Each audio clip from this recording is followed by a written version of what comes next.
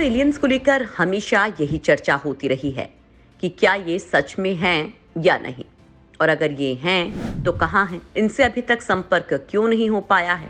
वहीं उनके वाहन यानी यूएफओ को लेकर कई दावे किए जाते हैं। अभी हाल ही में अमेरिका के एक वरिष्ठ पत्रकार ने दावा किया है, अमेरिकी सरकार ने यूएफओ के मलबों को छिपा रखा है। न्यूयॉर्क टाइम्स के जर्नलिस्ट के सनसनीखेज दावे ने पूरी दुनिया में सनसनी फैला दी, क्योंकि इसी महीने अमेरिकी संसद में एलियंस और उनके वाहन यूएफओ को लेकर उसके टास्क फोर्स के साथ बैठक हुई है, जिसके बाद न्यूयॉर्क टाइम्स की जर्नलिस्ट ने बड़ा दावा किया है। आखिर क्या है इस दावे का सच? क्या सच में अमेरिका के पास एलियंस के यूएफओ हैं? अगर ऐसा है तो एलियंस को लेकर किए जाने वाले दावे काफी हद तक सच साबित हो सकते हैं, और जिसका मतलब ये होगा कि इस दुनिया में सच में एलियंस होते हैं। तो दोस्तों, इस वीडियो में हम आपको यूएफओ को लेकर किए जाने वाले इस दावे के बारे में बताएंगे, इस दावे के सच के बारे में बताएंगे। इसे जानने के लिए आपको ये वीडियो अंत तक देखना होगा। दोस्तों, यूएफओ पर हमेशा से ही बहस होती रही है कि ये होते हैं या नहीं। हाल ही में अमेरिकी संसद में सुनवाई के दौरान ये बताया गया था कि उसकी सेना के पास अब तक कथित यूएफओ देखे जाने की 400 से ज्यादा रिपोर्ट्स हैं। 11 बार तो सैन्य कर्मियों का उनसे बेहद नजदीक से आमना सामना हुआ था। अमेरिका में एक राजनेता ने कहा है कि अमेरिकी अधिकारियों को यूएफओ को लेकर गंभीरता दिखानी चाहिए। वरिष्ठ राजनेता मांग कर रहे हैं कि विश्व स्तर पर रक्षा प्रमुख केवल यूएफओ देखे जाने को सिर्फ रिकॉर्ड ना करें, बल्कि इन मशीनों से सक्रिय रूप से निपटने पर फोकस करें। ये बयान तब आया है जब यूएफओ को लेकर ब्रिटिश इन्वेस्टिगेटर निक पोप ने कहा है कि 2022 यूएफओ का साल होगा। टेनेसी के प्रतिनिधि टिम बर्चेट ने पेंटागन पर कांग्रेस से जानकारी छिपाने का आरोप लगाया है। उन्होंने कहा कि मुझे इस मामले में सत्यता जानने के लिए रक्षा विभाग पर भरोसा नहीं है, क्योंकि लीडरशिप हमेशा चीजों को छुपाने का हिस्सा रही है। सार्वजनिक साक्ष्य बताते हैं कि हवाई क्षेत्र पर हमारा कोई पूर्ण नियंत्रण नहीं है। ये राष्ट्रीय सुरक्षा का मामला है जिसे स्वीकार नहीं किया जा सकता। अगर हम यूएफओ को नजरअंदाज करते रहे तो हमारे हवाई क्षेत्र पर हमारा नियंत्रण नहीं रह जाएगा। इसके साथ ही अमेरिकी संसद में इसी महीने एलियंस को लेकर एक दुर्लभ सुनवाई की गई है, और इस सुनवाई में पेंटागन के भी कई अधिकारियों ने हिस्सा लिया था। इस बैठक को लेकर कहा गया कि मौजूदा जो बाइडेन सरकार लगातार अलौकिक शक्तियों की गतिविधियों पर नजर रखने की कोशिश कर रही है, लेकिन इस बैठक के बाद कुछ अमेरिकी राजनेताओं ने अमेरिकी रक्षा प्रमुखों को यूएफओ देखे जाने को अधिक गंभीरता से लेने का आह्वान किया, और कुछ अमेरिकी सांसद ने संसद में पेश की गई रिपोर्ट और टास्क फोर्स के द्वारा दिए गए जवाब में कमी को लेकर नाराजगी जाहिर की। वहीं इस बैठक को लेकर न्यूयॉर्क टाइम्स की वरिष्ठ पत्रकार लेस्ली कीन ने सवाल खड़े किए हैं। यहाँ आपको बता दें कि लेस्ली कीन साइंस रिपोर्टर हैं और उनके रिपोर्ट काफी रिसर्च भरे होते हैं। लेस्ली कीन ने मार्टिन विलिस के साथ पॉडकास्ट यूएफओ विषय पर एक कार्यक्रम किया है। ये कार्यक्रम अमेरिकी कांग्रेस की बैठक के कुछ ही दिनों के बाद किया गया है। इस कार्यक्रम में लेस्ली कीन ने अमेरिकी कांग्रेस की सुनवाई पर सवाल खड़े किए हैं, और उन्होंने कहा कुछ जानकारी को सार्वजनिक करने से रोक दिया गया है। कार्यक्रम के दौरान होस्ट ने जब लेस्ली कीन से पूछा कि क्या कांग्रेस की बहस के दौरान समिति ने दावा किया था कि यूएफओ की दुर्घटना से संबंधित किसी सामग्री की कोई पुनर्प्राप्ति नहीं हुई थी, तो लेस्ली कीन ने कहा कि हमारे कब्जे में नहीं है, टास्क फोर्स के कब्जे में है। उन्होंने कहा कि आप सुनिश्चित हो सकते हैं कि अगर ये चीजें मौजूद भी हैं तो वे टास्क फोर्स के कार्यालय में नहीं रखे गए हैं, उन्हें एक सीक्रेट प्रोग्राम के तहत छिपा कर रखा गया है। लेस्ली ने कहा कि इसका मतलब ये नहीं है कि हमारे पास यूएफओ के मलबे नहीं हैं, इसका मतलब है कि टास्क फोर्स के पास ये नहीं है। न्यूयॉर्क टाइम्स की पत्रकार लेस्ली कीन ने स्वीकार किया कि टास्क फोर्स का अस्तित्व हाल के समय तक नहीं था, और अज्ञात एरियल फेनोमेना टास्क फोर्स की घोषणा 2020 में की गई थी। उन्होंने दावा किया कि ये उनकी जानकारी की कमी का कारण हो सकता है।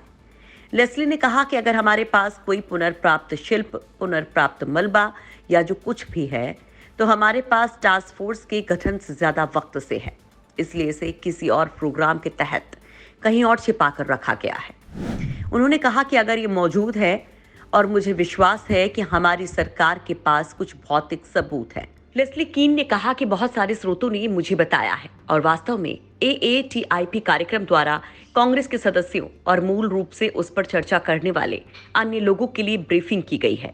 हालांकि लेस्ली ने स्वीकार किया कि यह कथित UFO सामग्री वास्तव में क्या प्रतिनिधित्व करती है, इस बारे में सवाल बने हुए हैं और स्वीकार किया है कि यह जरूरी नहीं कि अलौकिक मामला हो। न्यूयॉर्क टाइम्स की पत्रकार लेस्ली कीन ने कहा कि उनके पास UFO को लेकर उतनी ही जानकारी है जितनी जानकारी उनके स्रोतों से उन्हें मिली है, जिसमें पुष्टि की गई है कि अमेरिका के पास UFO के मलबे हैं, लेकिन ये किसी अन्य ग्रह से नहीं भी हो सकता है और असल में हमें नहीं पता कि ये चीजें कहां से आई हैं।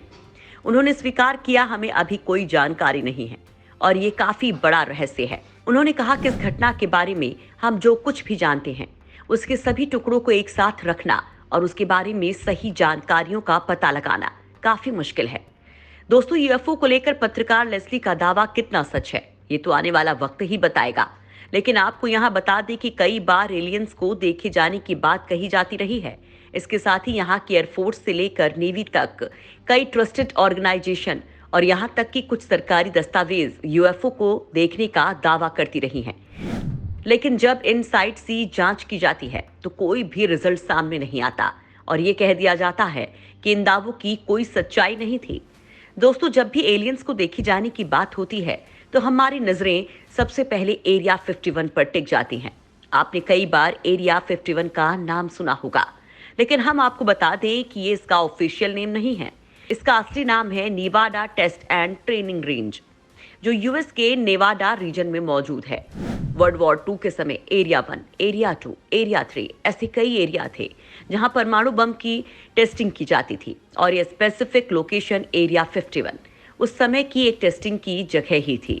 इनमें से जितने भी एरिया थे उनमें किसी में भी कोई अजीब सी गतिविधि नहीं देखी गई थी, पर यह स्पेसिफिक एरिया 51 आज भी मिस्ट्री एक्सप्लोरर्स को चौंका देती है। अगर आप गूगल मैप में एरिया 51 को देखोगे और अपने ड्रोन कैमरे को इसके ऊपर भेजोगे तो वो लोकेशन कुछ अलग सा दिखेगा। वो देखने में टिप ऑफ द आइसबर्ग जैसा है, यानी कि बस एक झलक है।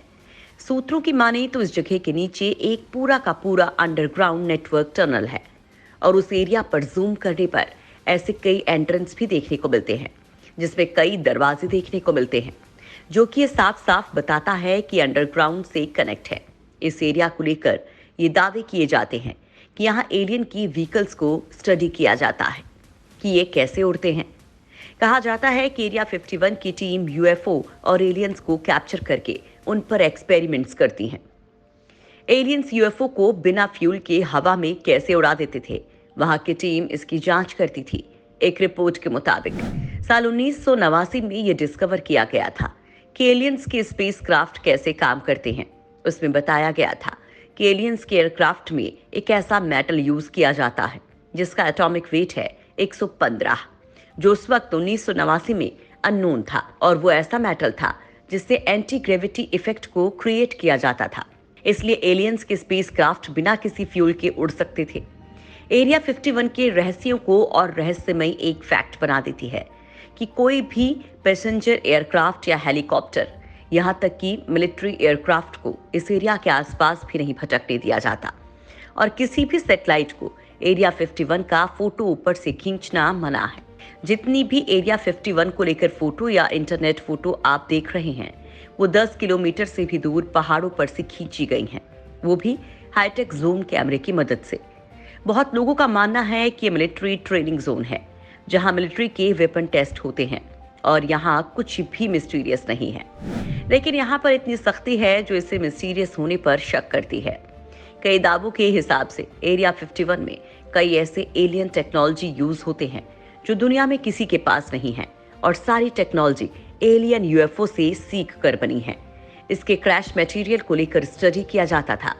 एरिया 51 के बारे में कुछ कंफर्म फैक्ट्स उपलब्ध नहीं हैं, लेकिन एक चीज जो इस एरिया के बारे में पुख्ता है, इस जगह पर मिलिट्री वेपन की टेस्टिंग होती थी, क्योंकि ये जगह सामान्य जनता से बहुत दूर थी और एक सुनसान जगह पर एग्जिस्ट करती है।